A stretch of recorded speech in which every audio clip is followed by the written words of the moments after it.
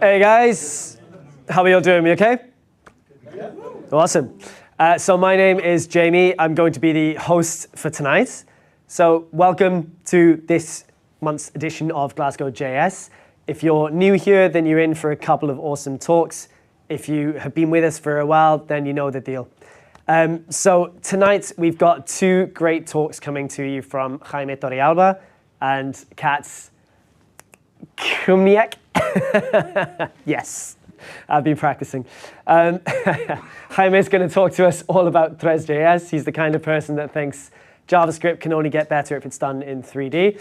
And Kat is then going to give us an awesome talk all about linting. So can we please give it up for our first speaker of the night, Jaime Torrealba.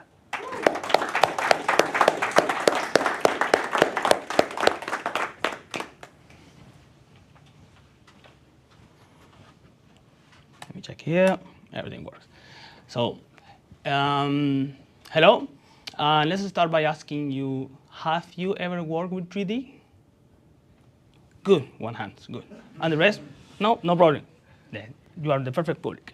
So, yeah, create awesome experience with 3D using Vue.js. Now, if you don't use Vue.js, don't worry. If you use React, all the concept here will work exactly like, it's really similar like React Fiber or other libraries like Trivelt or Angular 3. Even if you don't work in the web environment, also this will work for you. So let's start. Ooh, I got a problem. Right from the beginning. Yeah, okay. So yeah, my name is Jaime. I am from Venezuela. I moved quite a lot. I moved to Italy, to Chile, and now I'm in Yorkshire. And I start feeling old, to be honest. I am a new dad. I have more than 7 years experience in the web development, especially in the creative development. I don't know if some of you know this concept, which basically is doing fancy animation and 3D stuff, manipulating the pixels using the GPU, stuff like that. And yes, I love Vue.js and 3DS. It's not in the slide, but I am one of the one of the core team members of this library, TresJS, which now is the default library for building WebGL experience using 3DS and Vue.js. Some social media, I will drop the slides in my social media if you are interested. So yeah, let's go. So why 3D on the web? Do we really need it? The short answer is no, we don't need it. But you might want it. Because I don't know if you have noticed, many of these websites are really similar. I mean, it's nothing bad with the standards, but you know, when you want to try to make that wow to your client, it's really difficult with the same concept like the navbar, right? The sidebar over there, the content. Your customer, your user will not remember that. So we need ways to create and to unleash our creativity, right? Some of the effects here using the WebGL API are just impossible to do with JavaScript and CSS. It's just impossible because we can manipulate all the pixels, and I will show some examples later, using the GPU, which obviously get translated in clients more engaged and more profit for you. Always good. And really important, this is real time, which means we can take action in our website. I will talk about this in the next slides. So I am talking about this. Let me. Oh, this is here. I am talking about this kind of experience. If you haven't noticed, so I am not going to explain what the brand do, but look this kind of experience. I have the mouse.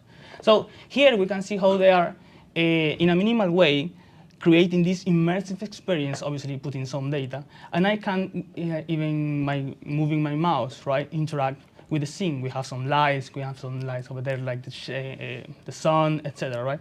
And as I am scrolling, this technique is storytelling, we are changing the scenes and telling this amazing story.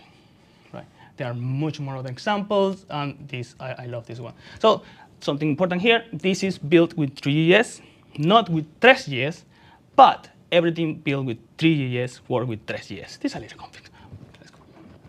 So I love this one, but I always have to. Oh, what is that? We're in live. And I always have to do this. I don't know why. So look this. Now, this is not a video. This is a real-time experience. So as I move my mouse, we are interacting with the scene. We have some particles like the fog, right? We can hover the igloo. And again, I'm not going to get deep in what this brand do, but you can check all the examples in my slides. So again, we are telling a story here, and we are interacting with the mouse. This kind of experience, right? For me, this is amazing. This is think that all this is in the browser. This is not done in C++ or anything like this. Is in the browser with JavaScript. So we have plenty of examples using TresJS that have built with the community, and for us, we are a new library. To be honest, we have just 2 years, but still we have this guy Stefan has managed to build his portfolio with TresJS and win an awards. So again, if you want to check, everything is there. And I want to show you, I have my own portfolio here. Sorry, my own creative lab when I had to stop. And I'm going to show you here really fast is this really silly example that show this simple image. And I am going to make click, and I am in this example, I am looping all the pixels and do effects that you can't do with CSS or JavaScript. Right? Again, we can do much more like hover effects, but this is just to tell you more or less what we can do. So I am going back here. So now that we know what we are talking about. Yeah. Sorry, I have some problems here. So before going to all the details on the implementation, let's understand the fundamentals of 3D. And this is not only for the web, or not only for Vue, or not only for JS. This is for every basically tool over there with 3D. So what we need? We need, first of all, a scene. Basically act as our container, and we put all this object there. We can loop over the object, or write like the global scene, etc. We need at least one. More advanced stuff experience use more than one. We need a camera, basically, or eyes, right? This is simple to, I will show you in the next slide how we can create it. But keep in mind, we need a camera. There are many types of camera. Most of the two more common are perspective camera. This means object far away look smaller. Other really similar is orthographic camera, which is, I don't know if any of you have played Age of Empire. You build a house here, you build a house there, and they are the same size. Okay. We need a renderer, which will be our engine, or basically our bridge between our code and the GPU. We need an object, obviously. No, we don't see anything. I am going to explain this in detail. And we need the render loop. It's optional, but not quite so. So let's ignore all the math, because people smarter than us has already done quite a lot of investigation in this matter. So a mesh. This is the most common type of object in 3D, and it's composed by two basically stuff. The geometry, which basically defines the shape of our object. We can see here that every point here is a vertex, every line here is an edge, and every triangle is a face. GPUs are really good to do one thing, and that is drawing triangles. That is what GPU does. So again, this is called like topology. We can have the same object, the same mesh in different ways with more or less vertices. This is obviously more or less performance. And also it's composed by a material, which define how the object, for example, react to the light. If it's mirror, if it has a steel, if it's like more rough, dirty, right? This is the most important thing. OK, the render loop. The render loop, I put optional because technically it's optional, but not quite so. First, let me explain you how this works. I don't know if some of you know what is a sprite sheet, which basically we paint an object, take a photo, let's say, and then move another photo, move another photo. That is the basic idea, OK? So we render a scene every frame per second. Fortunately for us, browsers has already a request animation API, which is built for this purpose. It's accepting all the browsers out there, even in mobile. And this works with frame per second. This is important because it's not the same building an experience for a gamer computer than a mobile. So keep in mind this. And I say if necessary for every real-time experience, because what is, and let me ask you this, what is the difference between a film and a game? No, well, basically in a game we have choices, we can take actions, right? In a field we use look. So why we do this? It's really, let's say it's easier to put just a video in the background with this 3D stuff, but you can interact with the video. It's just impossible. So that is the idea of building this 3D immersive experience. Here we have a really simple example how we can use the request animation in free API. Basically, we create a function. We call the request animation frame. We call the function as a callback, and then we render the scene every frame per second.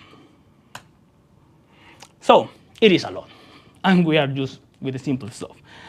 All this is created using the WebGL, and this is a really simple example of how you can do this with 3JS, plain vanilla 3JS. I'm not going to show you the WebGL plain because it's a mess, it's too much code. No, it's not worth it. So we can barely see here that we create the camera, we create some object for the sizes, the scene. We handle events like the resize, when we resize the browser width. We create the mesh, and we set the renderer, and again, we call the animate. And all this scene, just create this. A simple green cube. Not quite exciting. So using vanilla 3JS, it's difficult to share code, it's difficult to share file, create boilerplates, we have to set all this stuff in everything again and again and again and again, and we have to handle all the stuff. Think in creating a game, basically, and you have to implement everything from scratch, like physics or animation, right? It's quite a lot of work. So this is where TresJS come to the rescue. So like this, we create a simple mesh. We create the geometry, the material, create the geometry, pass some object in the constructor. We create the same for the material. We create the mesh. We pass the geometry and the material. We set 5 units to the Z axis in the positive Z axis, and we, really important, add to the scene. How do we do this in TresJS? And if you are interested, also really similar in Reactive Fiber and Trivelt and Angular 3, we do it by components, building this declarative way. So we follow the same philosophy. We create the Tres mesh, right? Move the object, geometry, material, and then what does this look like? Yes, this looks like a component. So we can really easy put all our logic here and also reuse it. Also set props. So that is one of the main advantages. Also, all this is built with Vue, which means that we can take advantage of the reactivity of the built-in tools like Vue provide for you, like transitions, like dynamic components, go on and go on and go on. So all the simple scene that you see before could look like this, in which we create a scene, and basically we create a camera, and we put the logic in the component, right? So just to give you a little more of context, this is how the layers of abstraction is built. We have WebGL as a core / WebGPU. It's not the same API. WebGPU is a new one. We don't have to worry about this because the guys in 3JS are working on. But let's say that it's a new version. It's completely new. WebGL uses OpenGL. This is all API for manipulating the GPU. And web GPU use Vulkan. It's more low level. It's technically more difficult, but again, we don't care about that. We have TresJS as a layer of abstraction, and then we have TresJS, which abstracts more of the logic for us. And just almost for finish, we have some data here. TresJS was created by Álvaro Saburido. It's again the default library for building Vue.js and TresJS WebGL experience. I am the maintainer of this tree package, CentOS, path tracing, a very advanced technique for creating photorealism image, and TresRapier, which is the physics library. So this is always that I always forgot to mention.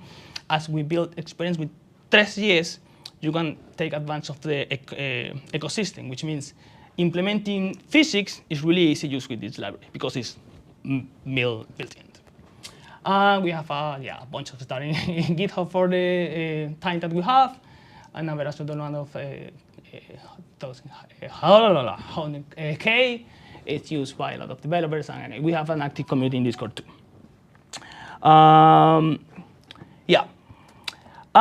Again, if you are interested in this and you want to deep dive more in these topics, you can check other libraries. You can check how to use and import 3D models, like for other software. This is really easy with TresJS, by the way. And you can check things like light and shadow, how to implement physics. If you like the Vision Pro, how to implement AR and VR with TresJS, which you can also. Techniques for photorealism, which is the PBR, physics-based rendering and ray tracing techniques, and CAD tools like Blender or Maya, Houdini. Blender is free, really good. I highly recommend the Blender. So thank you. All the slides will be available for you, and these are some important resources for you. Thank you so much.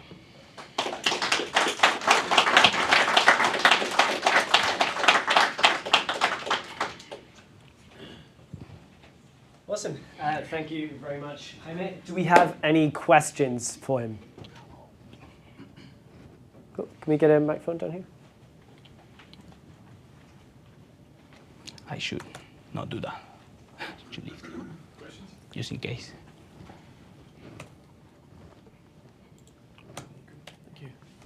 Thank you. Is there any restriction towards what GPU you can use? Restriction to work with GPU? Yeah, so it's like, can you use the M1 GPU, or is that not accepted? No, not at all. Because OpenGL is free. It's like the open source way to communicate with the API. So no, there is no restriction.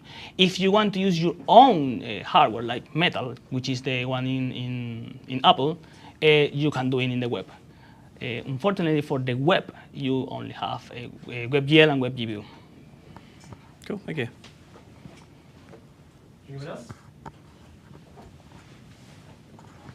Yeah, I just wanted to ask a little bit about maybe how the information actually gets stored, because I've thought about this topic before. I'm not very good at this stuff, but I would imagine to render 3D graphics, you need to like save the information in some sort of way for each of the sort of frames. Would it be like a three-dimensional like array basically? So like they are nested within each other, and then each what do you call them, axis has basically like some data point about it or something like that. Is that roughly how it works? You don't need to get super technical, but just so that I'm thinking about it kind of right. It is, and it's a fairly complicated question. And basically this all magic stuff work in using algebra linear. I don't know if this is the right way.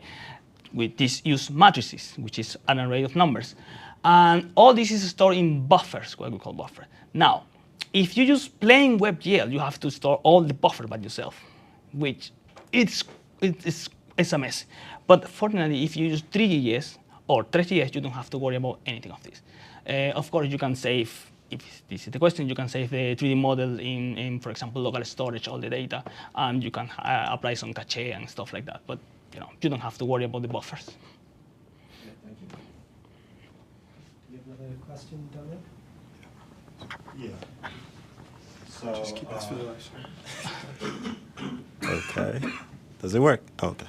So, in your experience, how do you manage performance on low-end devices?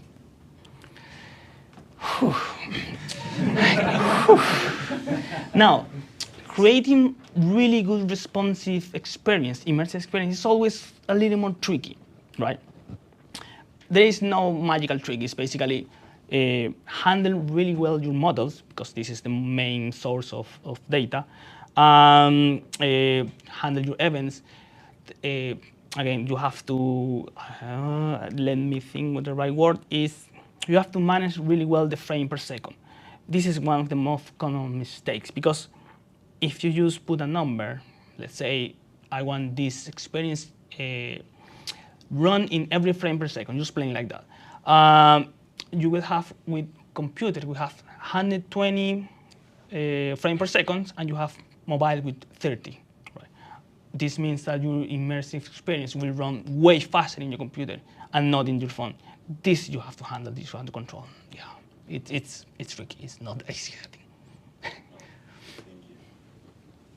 Hi, so in your experience, what are some of the biggest challenges you've encountered while working with 3D in the web? Building responsive mobile, that is one of the most tricky. Well, this personally, this is probably not for library thing. I personally struggle with the design part, because one thing is you can do, another thing is come with the idea of the design, like what I am going to build. This is probably, it's difficult for me. But yeah, probably it's the responsive part. It's quite tricky. You have to be keen. You're welcome. Anyone else? Okay. Cool. Well, thank you very much, Jaime. I have to say that was a complex topic, but you speak with such a clarity. Well done. Awesome. Thank you. Looking forward to trying out some green squares, if I can get that after a month. Yeah. So can we please, before we finish, how can people get in touch with you? By my social media. I don't know if I can. No, we'll give them your name afterwards, it's fine. Yeah. LinkedIn? Yeah, Twitter. I use mostly Twitter. Yeah. Cool. I will let you the Twitter. Yeah. Awesome. Well, join me in one last round of applause for Jaime Torrealba. Thank you. So we're just going to have a very quick break, guys, to get another can if you want one, to get another slice of pizza, and then we'll come back for a quick talk with Kat's Kmiotek. Thank you.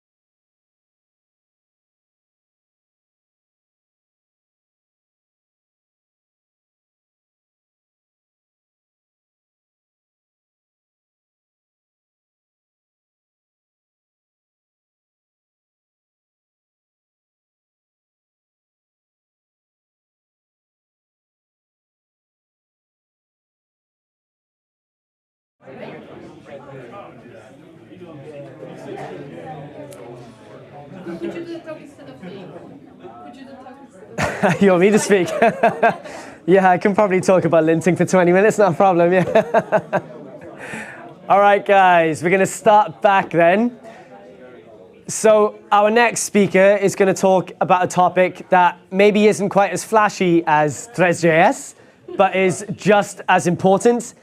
Linting is one of those things which we never really appreciate until everything absolutely goes wrong. So Kat here is now going to give you a quick talk about linting and make sure that after this you're using it in all your projects. So please give a round of applause for Kat Kmiotek.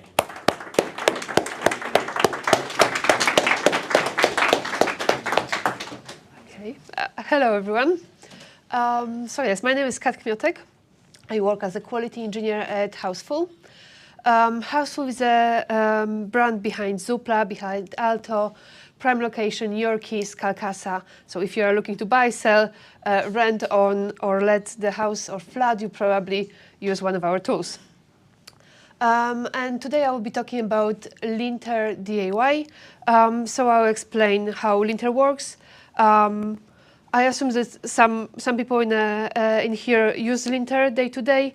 Some people maybe not. So I will go through what it is, how to use it, why to use it, and then we'll dive into like more complex configuration of Linter and how to get the most of it.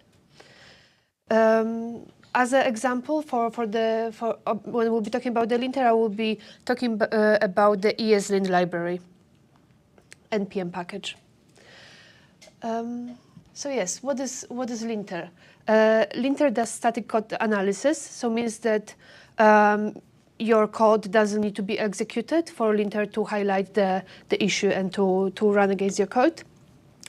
And Linter detects potential syntax errors, like you misspell something, or security issue when you, I don't know, try to commit the secret, your GitHub token commit to the repository, or can flag possible performance concerns when you try to infinite loop.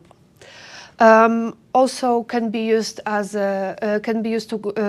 ensure consistent formatting across the project, and some of the IDEs have it already built in. I'm not sure if you work with Visual Studio or with IntelliJ. They already have the Linter built in. But here we are talking about the ESLint, so the package that you install as a separate dependency in a package.json. Why to use Linter? So as I said, it enforces like the consistent code formatting across the project with the potential issues. But imagine that. So I'm talking about on my example when I work as an automation engineer.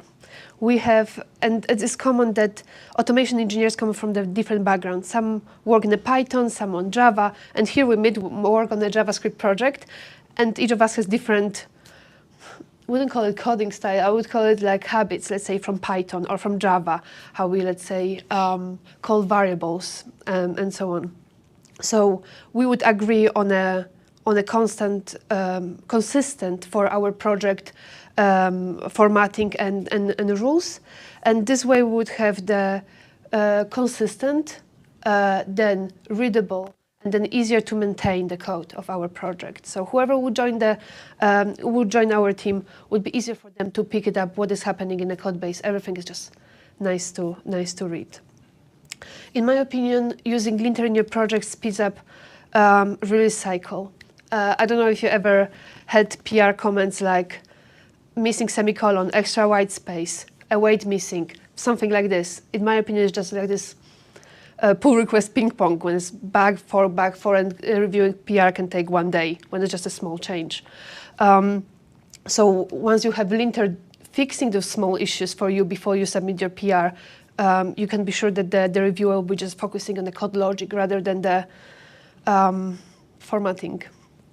And then, of course, by having linting running consistently on our code base, we can prevent some of the bugs getting to production. Again, example from like my automation experience, I mostly work with Playwright. Playwright is async, so if you miss a wait, it basically doesn't work. And you can set the linting rule to highlight hanging promise, to flag for you when is a wait missing in your code base. So that's really helpful. When you run a linter, linting ESLint, npx ESLint, and a path to the file, that will output in the console the errors and warnings. They are based on your configuration. So whatever your configuration says, linter will search the code base for those issues. Just a few examples really here. Let's say there is a second one, my var is assigned value but never used. So you declare a variable somewhere in your code base, but you forgot to use it. Or maybe you meant to be using, but actually you reference different variable later on. There's again hanging promise, and a couple warnings from Playwright. Playwright has its own ESLint plugin as well. Page wait for timeout is not the best practice to use in your code base, in production code as well, basically hard-coded wait. We try to avoid it, so that would be the warning. And that's how the console output looks like. Sorry. But also when you have your file open in, let's say, VS Code, linter would highlight the issues for you.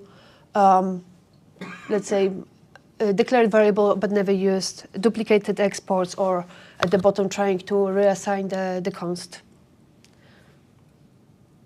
And the warnings would be underscored in orange.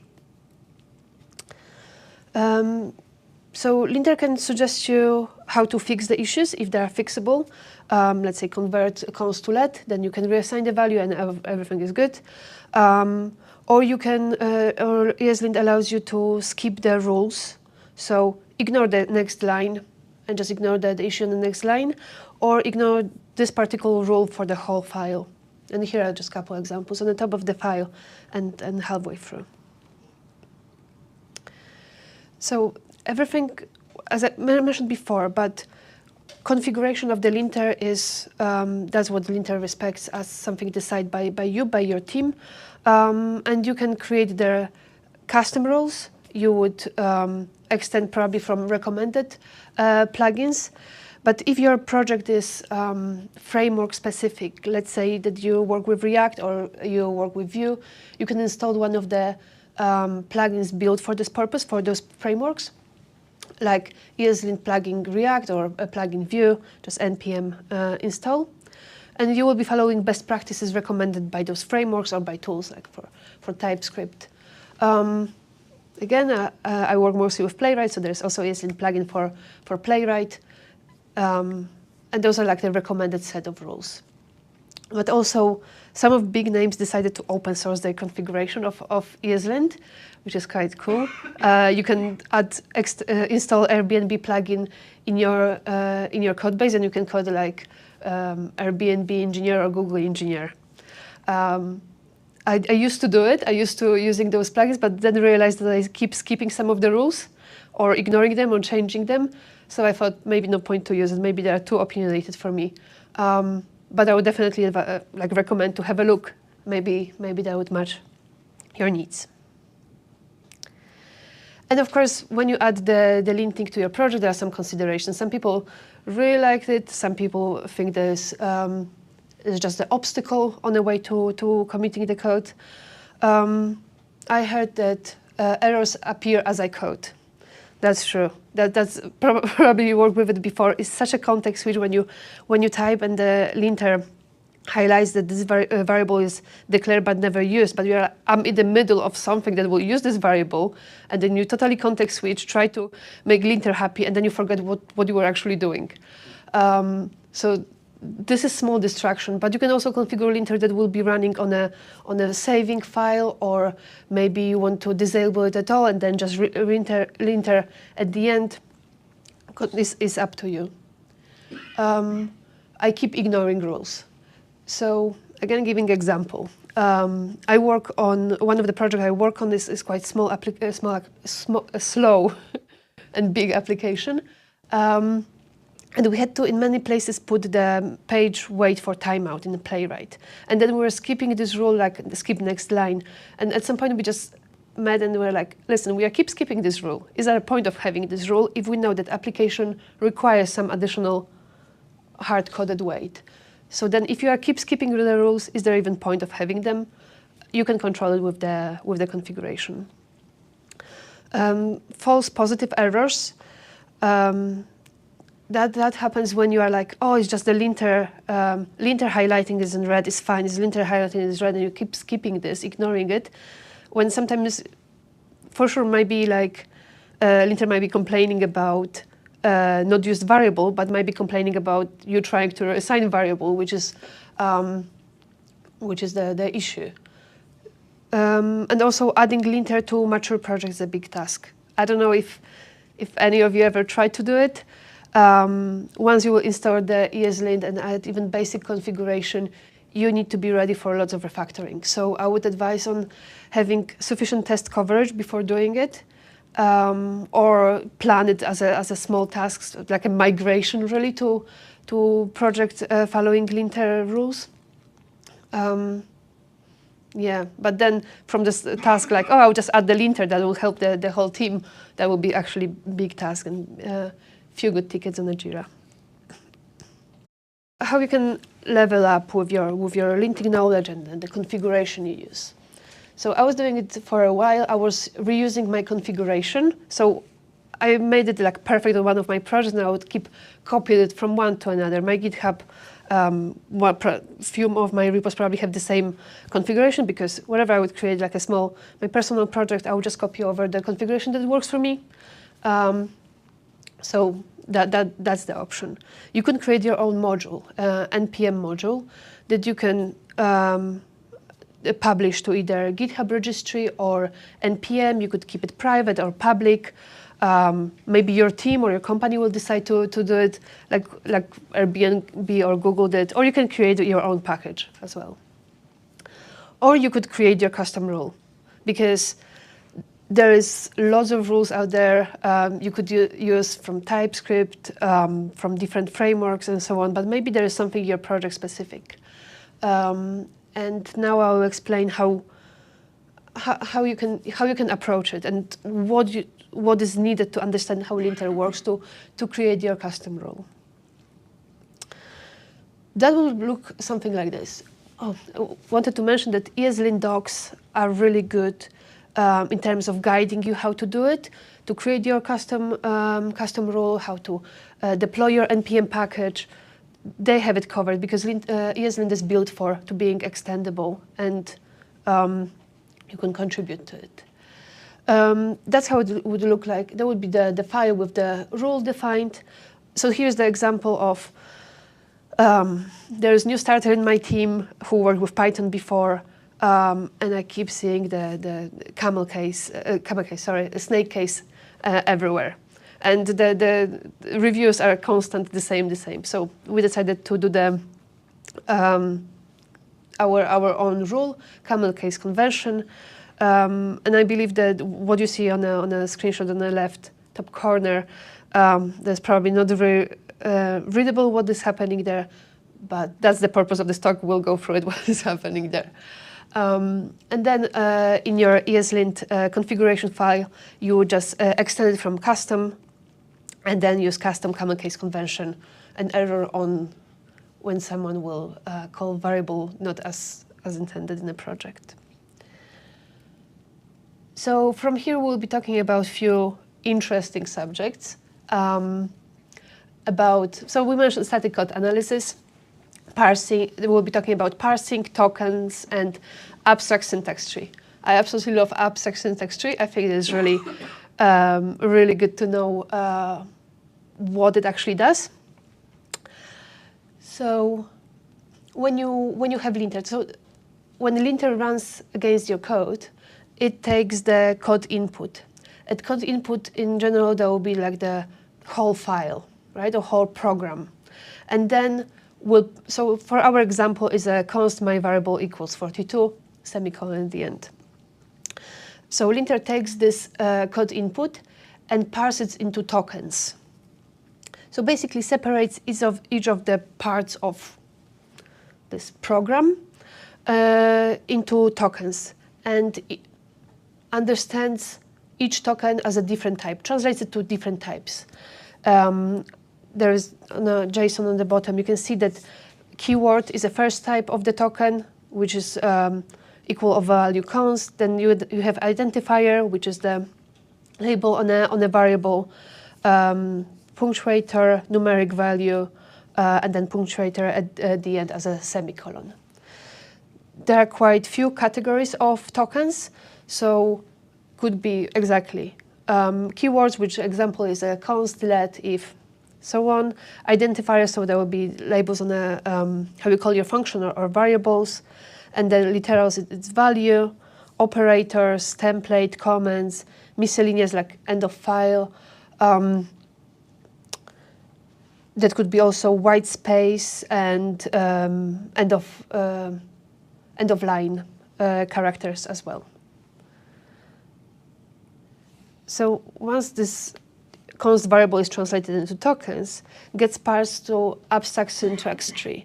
So parser translates the whole program into node, where the node and translates it into certain type of node. So here is a variable declaration, and is a variable declarator. Sorry, contains of 2 tokens. So there will be identifier, which is my variable, and the literal, which is value of 42.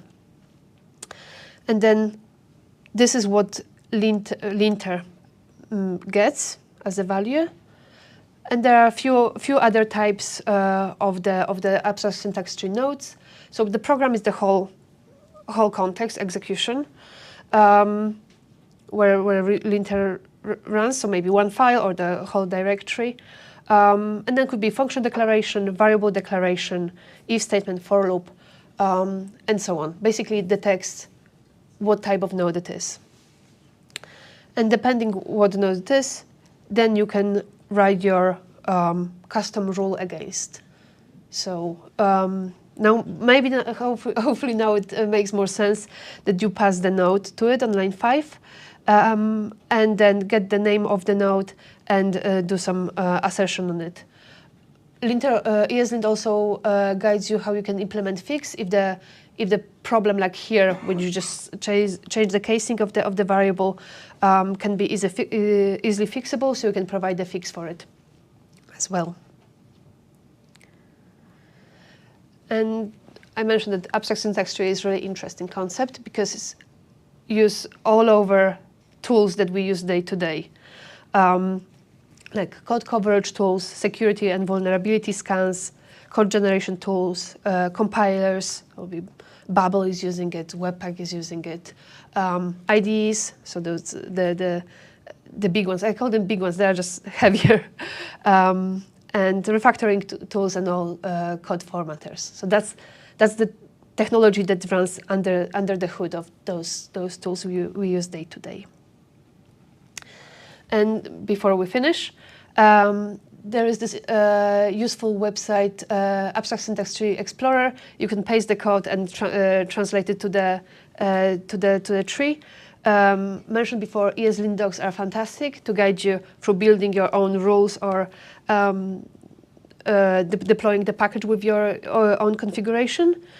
For this demo, for parsing and translating to abstract syntax tree, I was using a package called Esprit. It's an NPM package if you want to just console log one of your variables and check how it actually looks for the linter.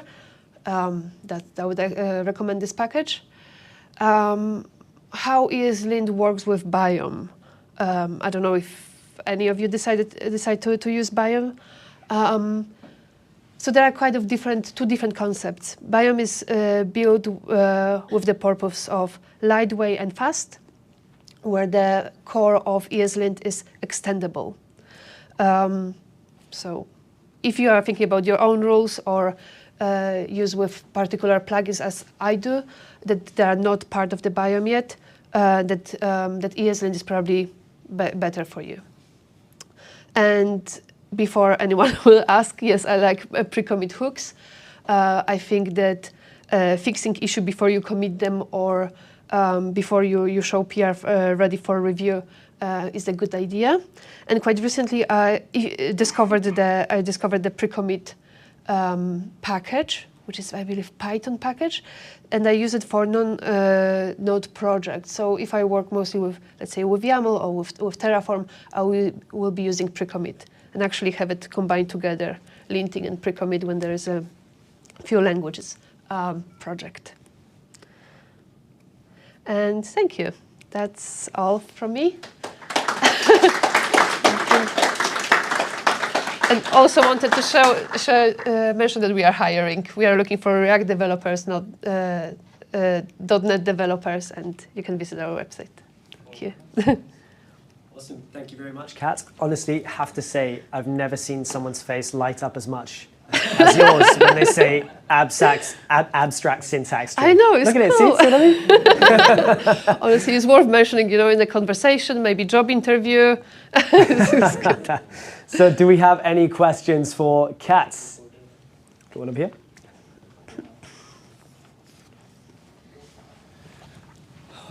So it's an interesting one.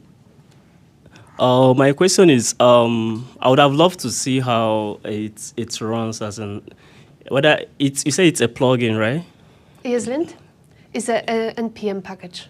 Okay, okay. So does it run at compile time or runtime? So it runs before this. So it's not executed as part of the when you build your project. It just is before. Okay, so that's compile time. Mm-hmm.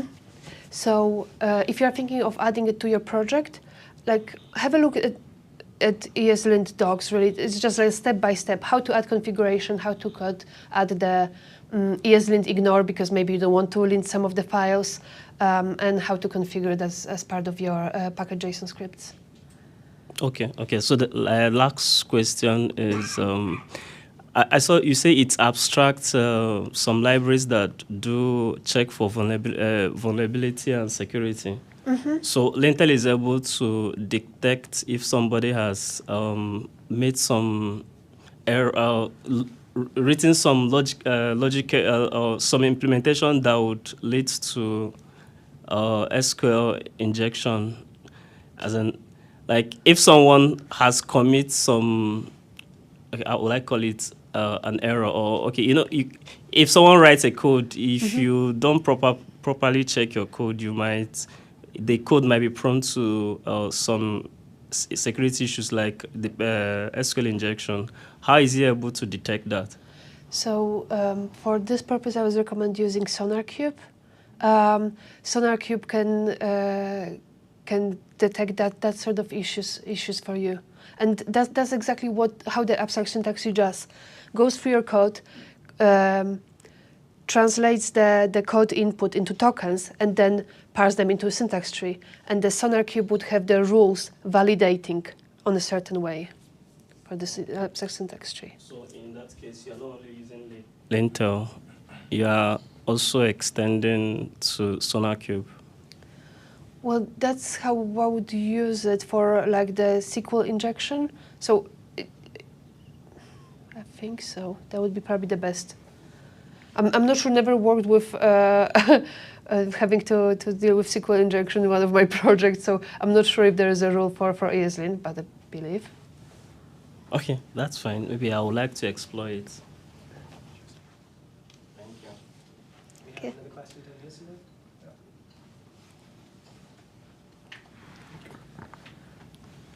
Hi, so I had a question about the AST part. Sorry? The abstract AST? syntax tree. So I was wondering, does it create the abstract syntax tree per file, or does it actually analyze thousands of files? And can it do that quickly? Yes, so what it does, when you run ESLint, you specify what you want to lint. You can lint, let's say, all TS files or all JS files within this path. Or usually what you would do is probably run ESLint and pxt ESLint dot, means that you are running everything where you are at this from this path.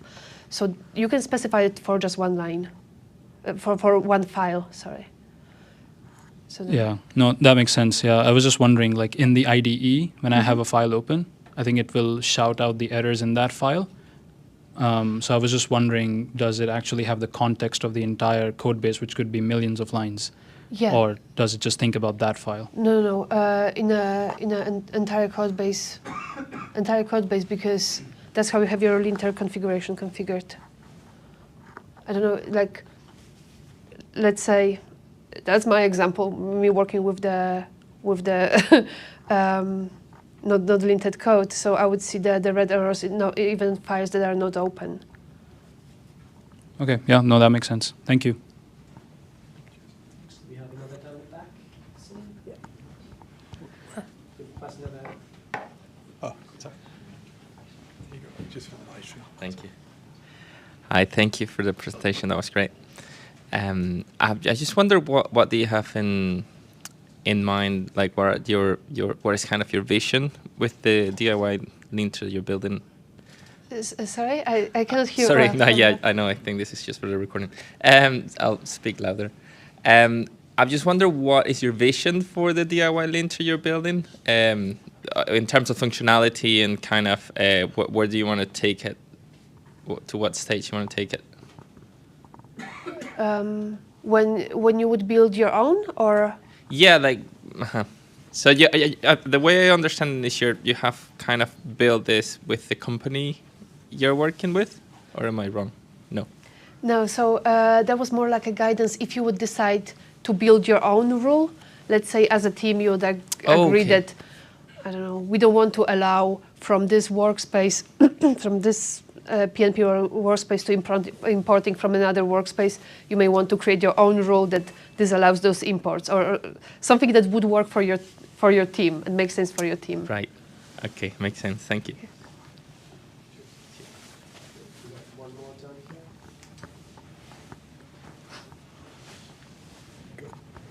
So yeah, I have some experience of ESLint, and I'll be honest, when I worked with it, I sort of hated it because I think there's like over 100 rules or something like that. So like it's kind of a lot to, because I was pretty new as well when I started using it, and there are so many rules. How do you kind of decide, okay, or how do you even set up the configuration maybe so that you actually pick out the things that you want? Because I think that probably makes more sense. Pick out what you want from ESLint versus just use everything and start disabling the things you don't want, because it's really big, and unfortunately JavaScript doesn't really have like, the ecosystem is not built for like rules, for instance. It's not like Python where you've got pep8 and it's kind of like, this is how it's supposed to be formatted. Well, JavaScript is kind of like, do what you want.